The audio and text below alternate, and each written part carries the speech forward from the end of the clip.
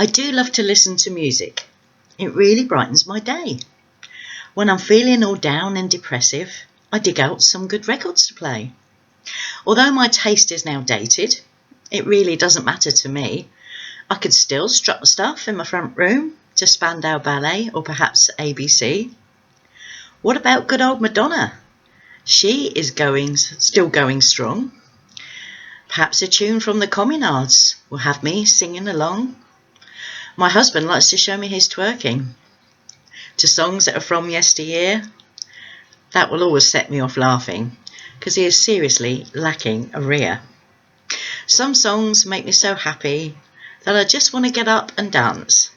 Others can make me feel weepy, remembering a failed young romance. I'm really thankful for music. It cheers me up when I'm low.